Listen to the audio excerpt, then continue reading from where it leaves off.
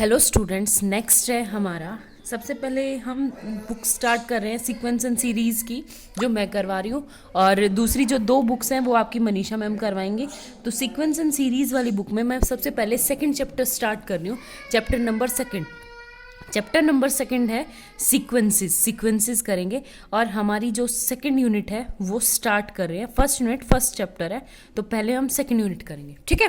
तो सबसे पहले पढ़ो क्या है definition. A sequence is a function. Sequences वो फंक्शन है जिसकी जो डोमेन होती है वो नेचुरल नंबर का सेट होती है।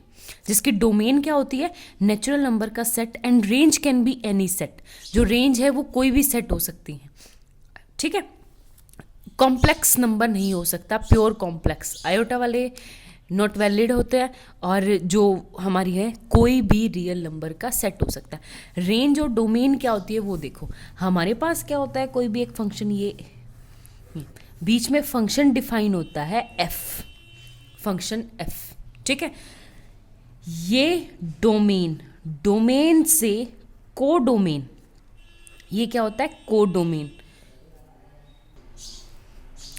ये क्या हो गया? कोडोमेन। तो फंक्शन डिफाइन होता है। अब एक बात, तो फंक्शन क्या होता है? फंक्शन की डेफिनेशन एग्जैक्ट होती क्या है?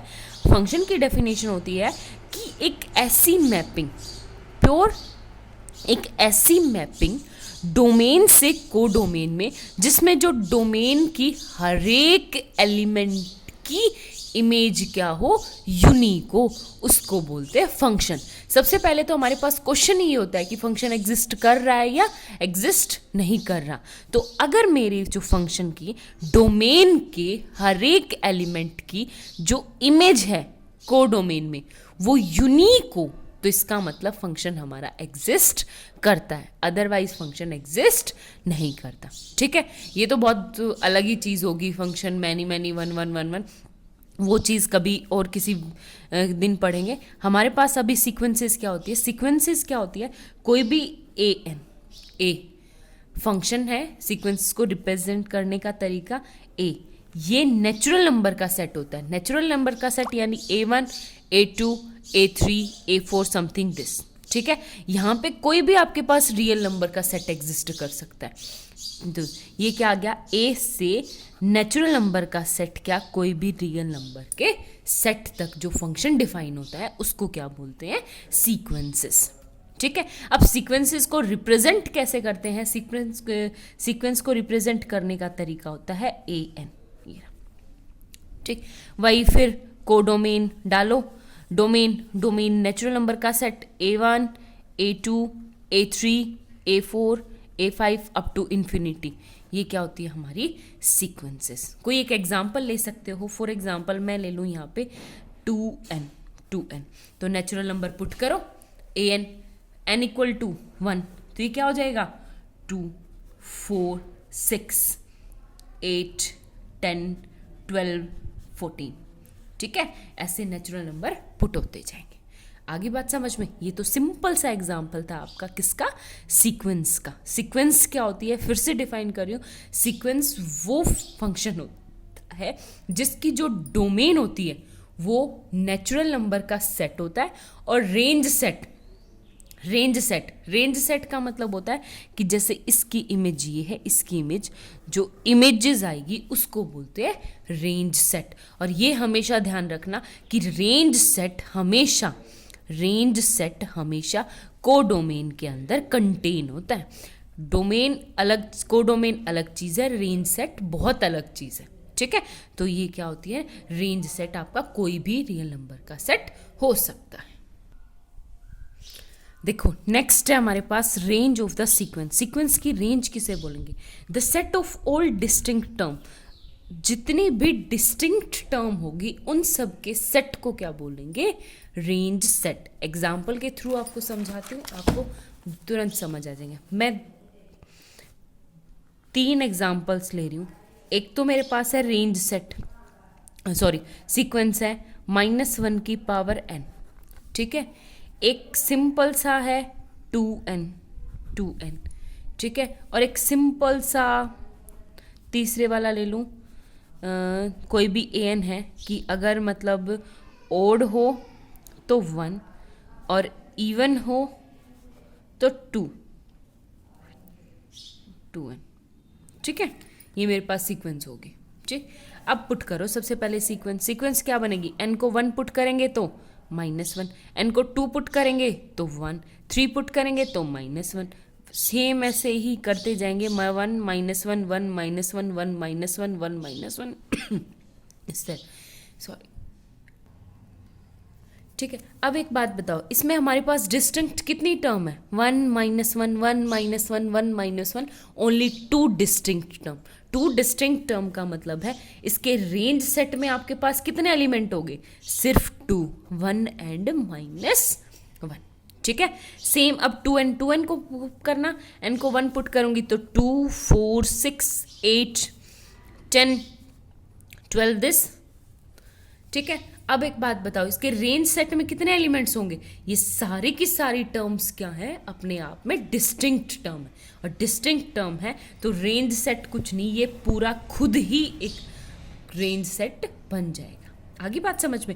इस वाले में देखो, इस वाले सीक्वेंस n अगर 1 होगा, an n अगर 1 है ओड यानी 1, 2 पुट करेंगे तो यहाँ पे 2 2 जा 4, 3 पुट करेंगे तो फिर से 1, 4 पुट करेंगे तो 4 4 2 जा 8, 5 n 1 ओड के लिए 1 है तो यहाँ पे क्या आ जाएगा 12।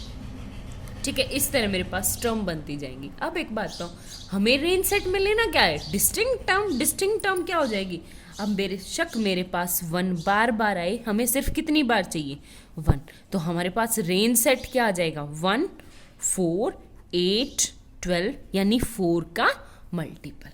आगे बात समझ में, ये था हमारा सिंपल सा रेंज सेट।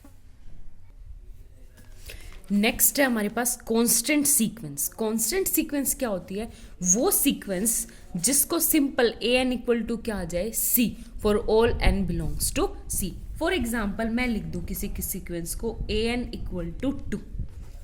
ठीक है, an इक्वल टू 2 यानी मैं n को 1 पुट करूंगी, 2 पुट करूंगी, 3 पुट करूंगी, 4 पुट करूंगी, कुछ पुट करूं तो हमेशा मेरे पास सीक्वेंस क्या बन जाएगी 2 2 2 2 2 2, कितनी बार, इन्फिनिटी टाइम चलती रहेगी।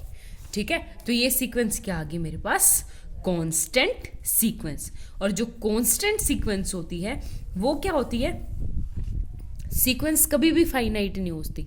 फाइनाइट इनफाइनाइट रेंज सेट के बारे में डिफाइन करते हैं कि हमारा जो रेंज सेट है वो फाइनाइट है या इनफाइनाइट है। जैसे मैंने ऊपर पहले वाला एग्जांपल दिया था, यहाँ पे जो रेंज सेट है वो बिल्कुल फाइनाइट है, 1 एंड -1। सेकंड वाले एग्जांपल में रेंज सेट क्या है, infinite. Same as it is हमारे पास कांस्टेंट सीक्वेंस क्या होती है कि जिसमें सिंगलटन सेट होता है, जिसके रेंज सेट में कितने एलिमेंट्स आते हैं, सिंगलटन। तो इस सीक्वेंस के कांस्टेंट सीक्वेंस की रेंज सेट में हमेशा क्या आता है, सिंगलटन एलिमेंट। तो ये आ जाएगा 2, क्योंकि हमें कौन सी लेनी है, डिस्टिंक्ट टर्म। हमारी तो सारी की सारी टर्म्स बिल्कुल क्या है, सेम है।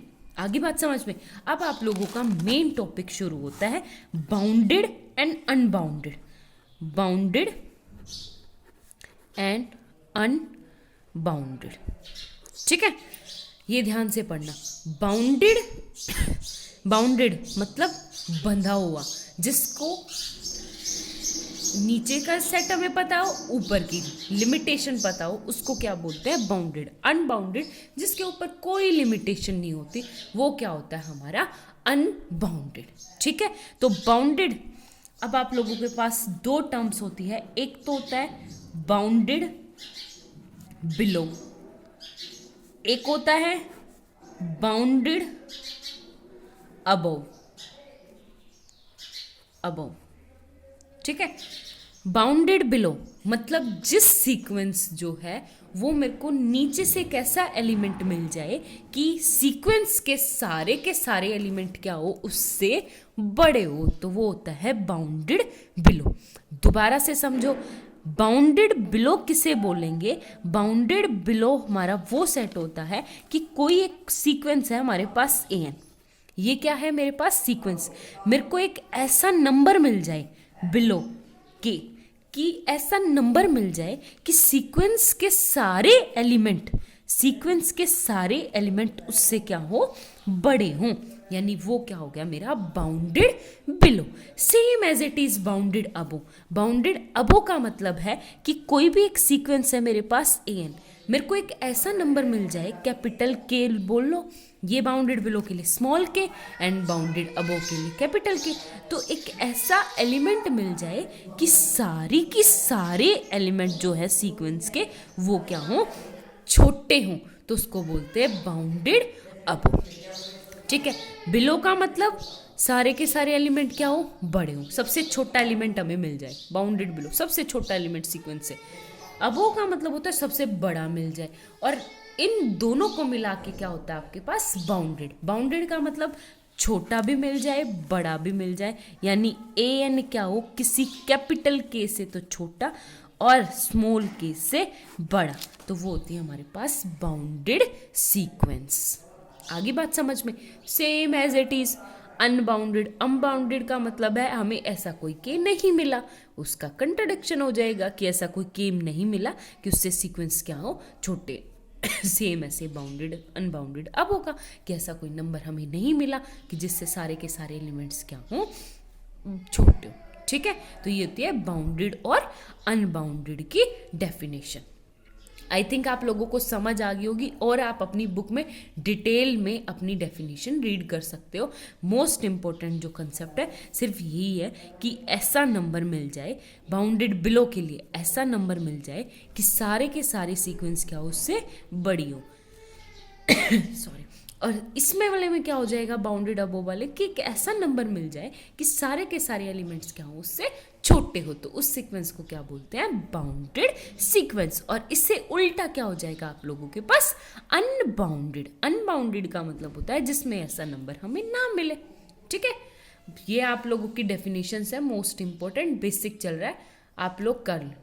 अगर कोई डाउट हो तो पूछ सकते हो। Thank you.